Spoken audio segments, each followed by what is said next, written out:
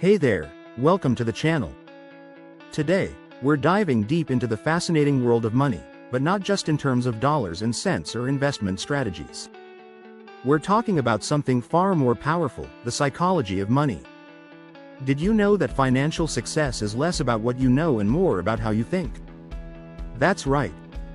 In his best-selling book, The Psychology of Money, author Morgan Housel breaks down how our behaviors, emotions, and mindsets play a huge role in how we earn, spend, save, and invest.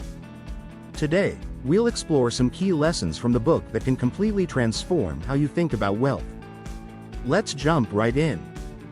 Lesson number 1: Luck and risk. First up, let's talk about luck and risk.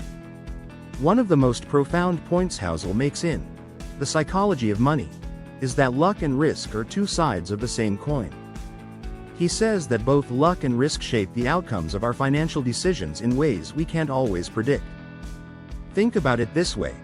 People often praise success stories like that of Warren Buffett, but Housel reminds us that a huge part of Buffett's success is simply due to the fact that he started investing early, at age 10, and kept at it for decades.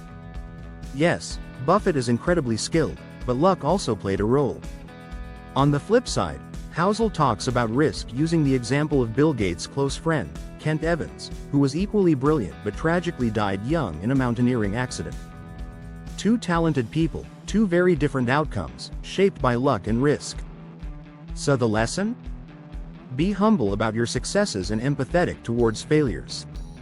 Not everything is under our control. Lesson number 2: Compounding.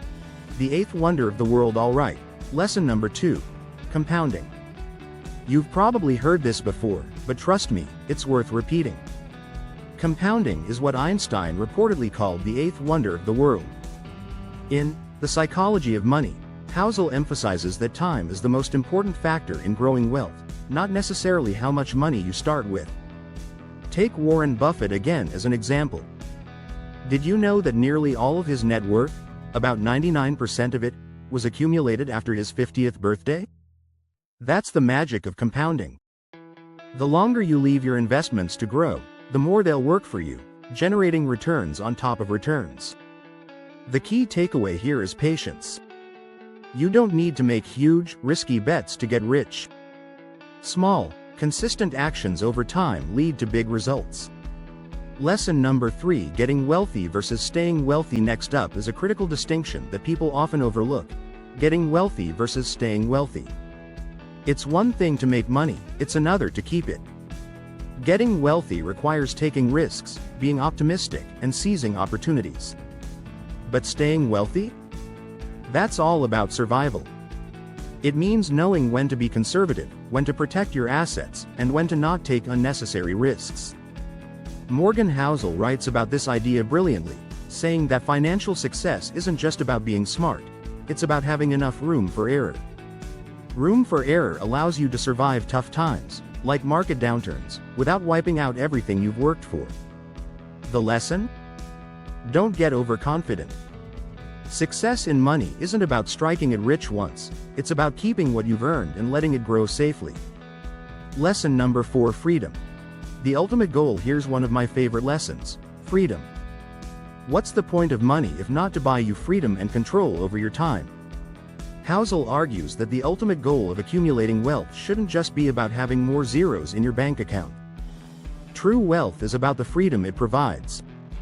Freedom to make choices. Freedom to do work you love.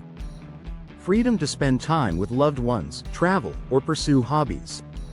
Many people make the mistake of thinking more money will automatically make them happy.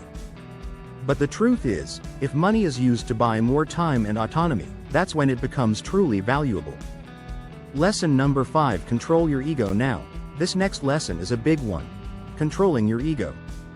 We live in a world that constantly pushes us to want more: a bigger house, a fancier car, expensive clothes. But the thing is, if you're not careful, your ego can become your worst enemy when it comes to managing money. Housel says that people often spend money just to signal wealth, but true financial security comes from saving more than you spend. The key here is to realize that wealth is what you don't see. The fancy car might be a sign of wealth, but what's more impressive is the money saved in the bank, ready to work for you. Alright, Let's recap the key takeaways from The Psychology of Money. 1. Luck and risk shape our financial outcomes in ways we can't control. 2. Compounding is a long-term game changer, patience is key. 3. Focus not just on getting wealthy but also on staying wealthy. 4. Use money to buy freedom, not just things. 5.